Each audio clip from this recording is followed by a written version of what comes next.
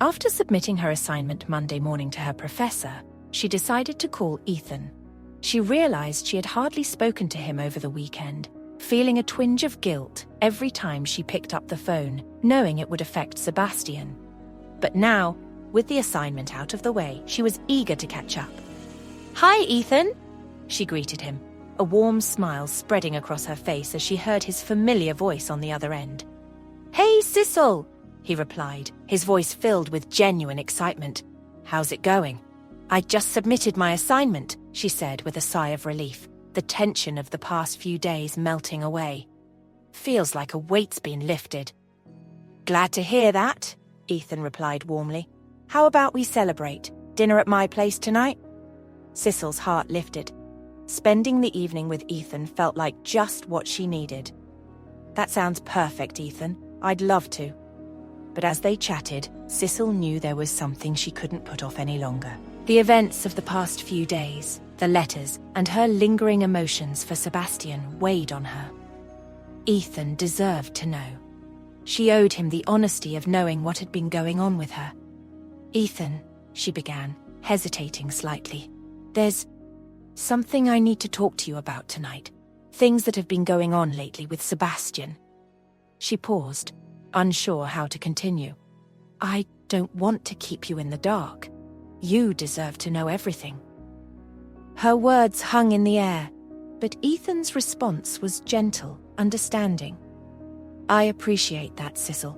Whatever it is, we can talk it through. You don't have to carry it alone." The sincerity in his words brought a wave of relief. "Thank you, Ethan. It means a lot." They finalized their plans for the evening, and as she hung up, Sicil felt a strange mixture of nerves and anticipation. She knew the conversation ahead would be difficult, but she felt hopeful too, ready to clear the air and reaffirm the bond she shared with Ethan. And for the first time in days, she felt certain that her honesty, however painful, was a step toward bringing them closer together. On her way home, she reflected on the past and could not help but acknowledge the lengths she had gone to monopolize Sebastian's time when Sebastian had moved to college. It was a time when Sebastian transitioned to college, and Sicil found herself navigating the final years of high school.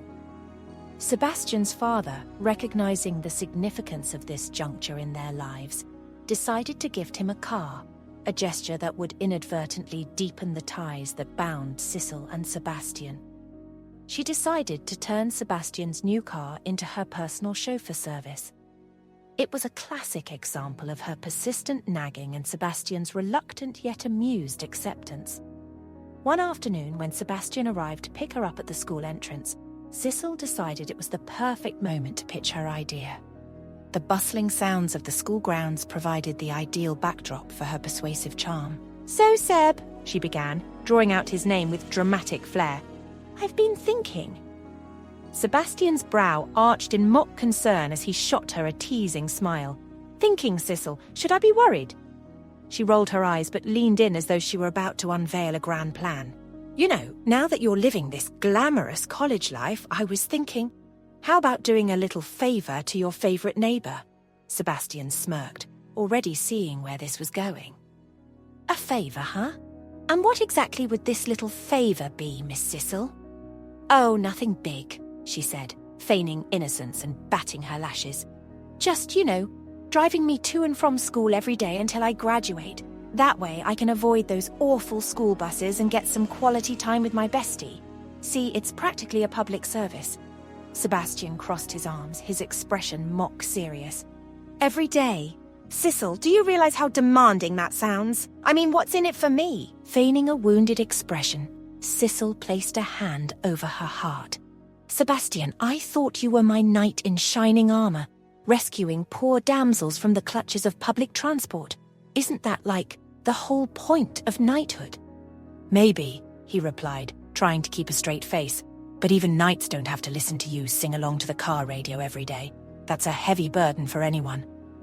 "Oh, come on, don't act like my musical talents don't make your day," Sicil shot back with a grin. "Besides, think about it. You'll have my delightful company every day. Think of the riveting conversations, the laughter, and you're the only one who gets to be a part of it." She wiggled her eyebrows at him. You know it's a win-win." He sighed in mock defeat, shaking his head. "Fine, but there are ground rules. Number 1, I'm the DJ. My car, my radio, got it?" Sicil's face broke into a triumphant smile as she threw her arms around him in an exaggerated hug. "Deal, you're the best, Sebastian. This is going to be so much fun. Our own little adventures on the road." Their laughter echoed around the courtyard, sealing their pact. Sebastian, despite his protests, couldn't deny he wanted to spend as much time with her as possible. In truth, he wasn't as reluctant as he let on. Keeping Sicil close meant they stayed in each other's worlds, undisturbed by other friendships or budding romances that life might throw his way. As Sicil hopped into Sebastian's car, she made herself comfortable, her eyes twinkling with mischief as she buckled up. She couldn't resist poking a little fun at him, especially now that he was in college, where no doubt a few girls had already taken an interest in him. "So," she began casually, glancing out the window as if she wasn't particularly interested. "Any cute college girls I should be preparing my battle armor for?" Sebastian let out a surprised laugh, raising an eyebrow as he started the car. "Oh, battle armor, huh?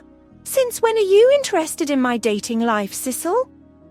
She rolled her eyes, feigning disinterest as she brushed an imaginary speck of dust off her shoulder. "Oh, please! It's not like I care or anything. Well, whoever ends up dating you is going to need some help, don't you think? I mean, someone's got to teach her all about your strange quirks and..." She lowered her voice mockingly. "Your complete inability to pick good music." "Complete inability?" he scoffed, laughing. "You act like you're some kind of music expert. I seem to remember you were the one who thought the lyrics to Bohemian Rhapsody were about a real murder case." She gasped, clutching her chest dramatically. "Hey, I was 12! But don't dodge the question, Seb. Is there someone?" She raised an eyebrow, trying to read his face. He smirked, focusing on the road as he shrugged. "Nah, no one serious. Not yet, at least." "Oh, I see," she said, trying to sound indifferent but sneaking a sidelong glance at him. "You're waiting for the perfect someone, huh? Want me to introduce you to some people? You? Helping me with dating? I shudder to think what that'd look like. You'd probably interrogate them like an FBI agent and chase them off in 5 minutes." "Only if they didn't pass my test," she shot back with a grin.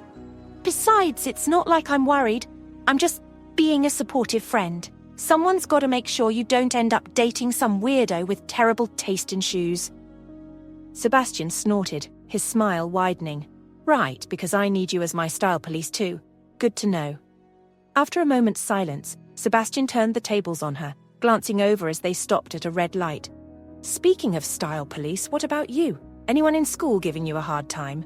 Dean, or any other guys I should be keeping an eye on?" Sicil sighed, giving an exaggerated yawn. "Please, they're all terrified of you and keep their distance like I have some contagious disease. Dean's harmless. They're all pretty much, well, boring these days." Sure, he teased. "Well, let me know if they need a reminder to keep their distance." His tone turned serious, but his grin betrayed him. "Gotta keep my bestie safe." "Your bestie?" she echoed, chuckling. "I'm flattered, but I don't think you could intimidate a kitten, Sebastian. Besides, it's kind of sweet of you to worry about me. Though I definitely don't need your help scaring anyone off." They shared a laugh, the banter carrying them through the drive.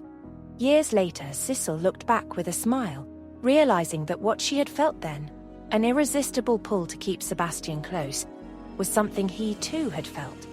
Only now, as she was torn between him and Ethan, the tables had turned. Sebastian seemed equally determined to draw her back into his orbit, just as she'd once pulled him into hers.